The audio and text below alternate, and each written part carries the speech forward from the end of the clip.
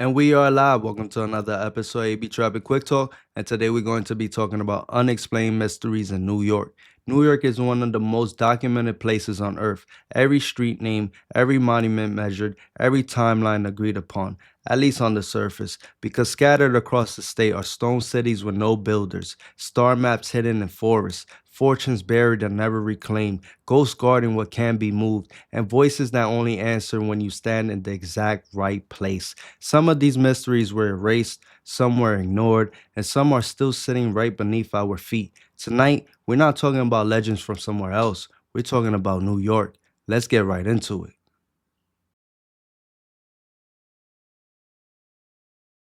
In the heart of New York's Finger Lakes region, overlooking the deep icy waters of Keukalake, there's a place called Bluff Point. Today is postcard perfect. Vineyards, quiet trails, million-dollar views. But 150 years ago, this hilltop held something that didn't make sense, something that still doesn't.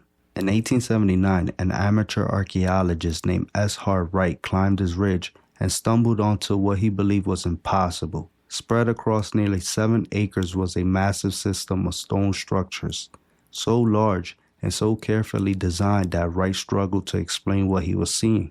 This wasn't a random pile of rocks. Wright described stone pathways, some nearly 8 feet wide, laid out with what he called mathematical accuracy. There were rectangular stone rooms, upright slabs, a massive standing stone placed purposely, not naturally. He compared it to nothing else in American archaeology. To Wright, this doesn't look like a temporary camp or a simple shelter. It looked like the ruins of a forgotten city.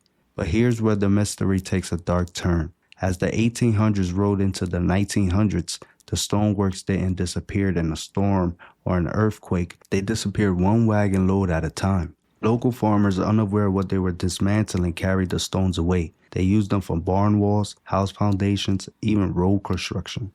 By the time professional archaeologists finally showed interest, the site was already gone. With the evidence erased, the question became dangerous. Who built it? Some point to Seneca oral traditions, which speak of earlier beings sometimes called the stone men or dark people who lived on the land before them. Others look towards the sea. In the 1960s, researchers revisited old regional legends describing great canoes crewed by men with long hair and shining shields. Were these stories hinting at Viking explorers pushing deep into New York's interior? Then there are the stranger claims.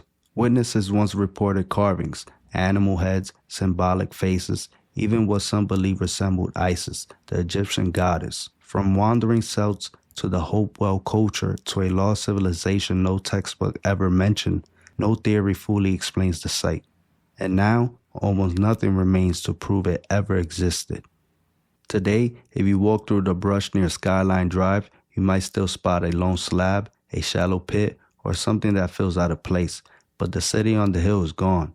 Was it a fortress, a star map, a ceremonial site, or proof that ancient America was far more complex than we thought? As grapevines spread over the land, the Bluff Point stoneworks remain one of New York's greatest and quietest what-ifs.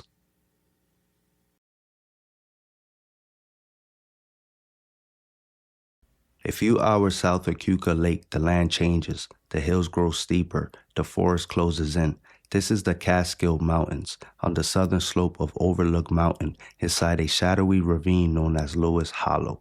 For generations, hikers passed through this area without giving it a second thought. They assumed the stone walls scattered through the woods were leftovers from 1800s farmers, just old field clearing debris. They were wrong. In the mid-2000s, a radio frequency engineer named Glenn Chrisberg began studying the site. And unlike most people, he didn't see farm rubble, he saw intention. Chrisberg documented dozens of massive stone formations known as Manitou Hasanash, spirit stones, along with towering cairns, some stretching nearly 100 feet long, but the most unsettling structures were the serpent walls, long winding stone lines that snaked through the forest floor as if the earth itself had been marked. When Chrisberg mapped the entire site, something clicked. The stones weren't random, they weren't practical, they formed a pattern, one that mirrored the night sky. According to Chrisberg, the layout matches the constellation Draco, the ancient celestial dragon that coils around the North Star. Lewis Hollow wasn't a farm, It was a ceremonial stone landscape, a sacred place built to reflect the heavens, an outdoor cathedral. Mainstream historians pushed back hard. They claimed the stones were built by Irish laborers, colonial settlers, anyone except indigenous people. So Crisberg brought in outside experts, researchers from the University of Washington, and turned to science. Scientists tested the soil beneath one of the largest structures, Great Cairn Number 4. This technique doesn't date the rock itself, it dates the last time the soil was exposed to sunlight. In other words, when the stones were stacked. The results were explosive. The cairn was built between 1300 and 1590 AD. Before European settlers arrived in the Catskills, someone else was here. Crisberg calls the dismissal of sites like Lewis Hollow a convenient untruth, a way to erase evidence of a futuristic indigenous culture that mapped the stars, shaped the land, and left no written language behind. Today, Lewis Hollow is protected by the Overlook Mountain Center, no longer dismissed as farmers' junk, but recognized as something far older and far more intentional.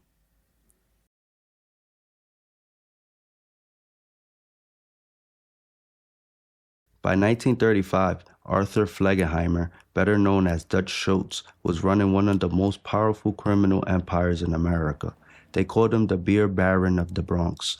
During Prohibition, Schultz controlled bootlegging routes, breweries, and rackets, pulling in nearly $20 million a year. But the money didn't protect him forever. The federal government was closing in. Facing a massive tax evasion indictment, Schultz knew prison or worse was coming, and he needed an exit plan. According to legend, Schultz and his most trusted enforcer, Lulu Rosencrantz, packed a waterproof steel-plated safe with a king's ransom, $1,000 bills, gold coins, diamonds, uncashed Liberty bonds. In 1935, it was worth around $7 million. Today, that same stash would be worth more than $50 million. Schultz didn't trust banks, he trusted the dirt. Under the cover of darkness, the two men drove deep into the Catskill Mountains to Phoenicia, New York. Somewhere near Stony Clove Creek, beneath the shadow of Devil's Rock, they buried the safe. To mark the spot, Schultz allegedly carved a small X into a nearby sycamore tree. Then he vanished back into the city and never returned.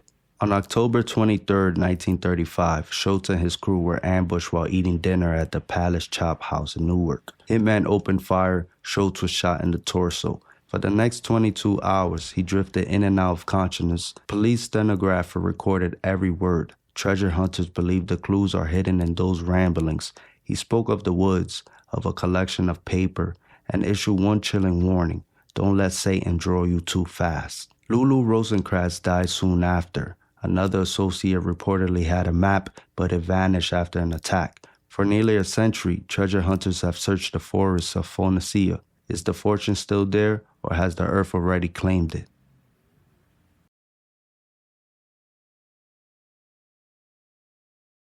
Every year, millions of people visit Liberty Island to stand beneath the Statue of Liberty.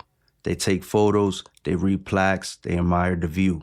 Very few realize that long before Lady Liberty arrived in 1886, this land had a different name, Bellows Island.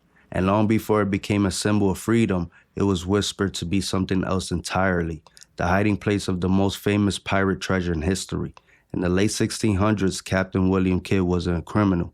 He was a respected New York gentleman. He owned a lavish home on Pearl Street. He moved in elite circles. He even donated equipment to help build Trinity Church. Kidd wasn't hired to be a pirate. He was hired to hunt pirates. But somewhere between pirating and politics, everything went wrong. Accused of piracy and murder, Kidd became a hunted man, wanted by the very government that once backed him. On his final voyage back to New York, Kidd began hiding his wealth. We know this much is true. A massive cache of gold, silver bars, and precious gems was buried on Gardiner's Island, later dug up and used as evidence at his trial. But legend says Kidd didn't stop there. From his home on Pearl Street, Kidd could see Bellows Island, isolated, fortified, and guarded by cannon fire. The perfect place to hide a final fortune no one would ever find. The legend stayed quiet until the summer of 1825. two soldiers stationed at Fort Wood, Sergeant Gibbs and Private Carpenter, decided to test the story.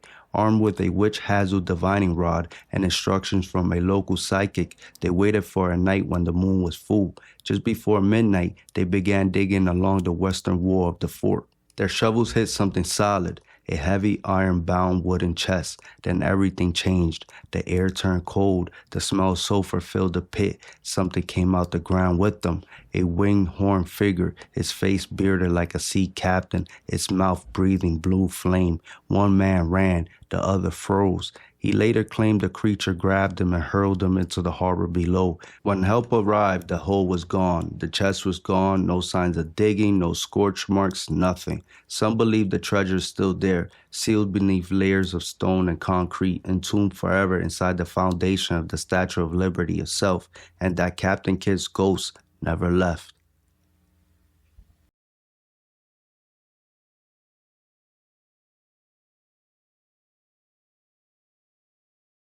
Our final mystery hides in plain sight, right in the heart of one of New York's most popular summer destinations. Behind the Lake George Visitor Center inside Ballast Park, there's a small stone circle painted with a blue map and a compass. At first glance, it looks like a simple monument until you step into the center. Two metal rails cross to form a perfect X. Stand on that X, face the lake, speak. Your words rush back to you disordered, metallic, and louder than you sent them out, but no one else hears it.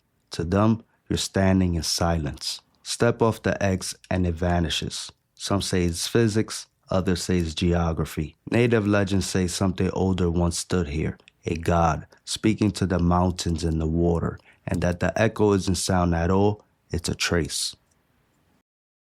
New York is a place we think we understand. We chart it, we map it, we build over it, but beneath the pavement, beneath the forest, beneath the monuments, we trust to tell the truth. There are stories that never finish being told. These mysteries aren't isolated. They are everywhere, on the vineyards, on the hiking trails, on the national symbols.